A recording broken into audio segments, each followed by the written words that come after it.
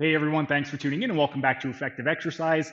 Stephen here with Team Euphoric, and today I'm going to be taking you through 15 different exercise progressions to help improve your spinal rotation.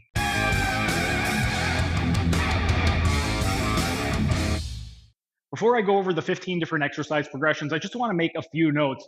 With regard to all of the exercises that I'm going to be demonstrating, every single one of them is going to target the entire spine. However, depending on where exactly your hand positioning is, it's going to dictate which part of the spine is going to be emphasized. So if we take our hand and we put it behind our lumbar spine, we're going to be emphasizing the lumbar rotation. And one of the reasons is because when we go into extension of the shoulder, we're going to be placing a lot of myofascial tension on the anterior aspect or front of the shoulder and also on the pectoral region, specifically the clavicular attachment of the pectoralis major. So because this part's all locked up, we're not going to be able to get as much rotation by getting the arm out into external rotation. So this is going to allow us to target a little bit more of the lumbar spine. Then when we have the hand draped across and holding onto the rib cage, in this position right over here, we kind of have equal myofascial tension between the front or anterior aspect of the shoulder and the back or posterior aspect of the shoulder. So because the tension is equal on both sides, this is going to allow us to target a little bit more of the lower thoracic spine. And then the last positioning is going to be with the hand behind the back of the neck. When we place the hand behind the back of the neck, the posterior deltoids is going to be under a lot of tension. And also, we're going to be placing the latissimus dorsi muscle under a lot of tension. The latissimus dorsi, it attaches to the thoracolumbar fascia, and the thoracolumbar fascia attaches to the ilium or the pelvis. So because the pelvis attaches to those points, when we have the arm overhead, we're going to create a lot of myofascial tension along that area, and it's going to lock the pelvis in place. So we're going to be able to get a lot more rotation in the thoracic spine, and we're also going to be able to use our elbow to get a lot more rotation. And then one of the final ones is going to be just a free-flowing arm. With the free-flowing arm, we are going to be targeting the entire one. This is going to be more of a global approach. So we're not really emphasizing any specific part of the spinal column. It's just global, and we're emphasizing everything. But those are just some notes. Next, we're going to move on to the actual exercise. The first exercise progression is going to be the side-lying spinal rotation with the hand behind the lumbar spine.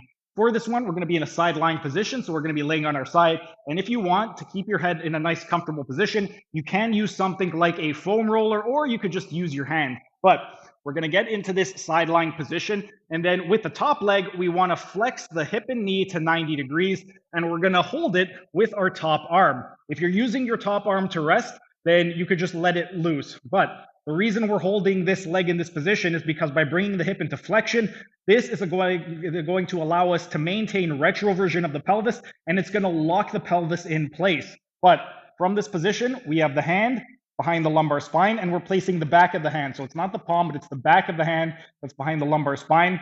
We are going to inhale, turn out to the side.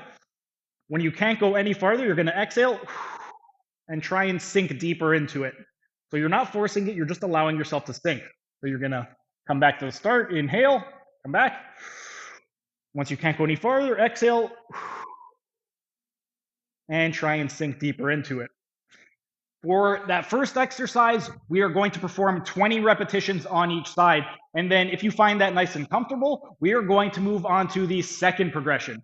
Thanks for sticking around until the end of the video. Be sure to like, share, and leave a comment, as it'll help the algorithm. And if you enjoyed the content, show your support by subscribing to the channel by clicking on the icon in the bottom right corner. And if you really want to show your support, then consider becoming a member by clicking on the icon in the bottom left corner. These new high quality videos aren't cheap to edit, and the $5 membership will really help with the video editing budget. You'll also get access to a ton of exclusive perks like early access to videos and this program design lecture playlist in the top right-hand corner. And if you want to learn how to do a one-armed pull-up, then check out the playlist on the top left corner.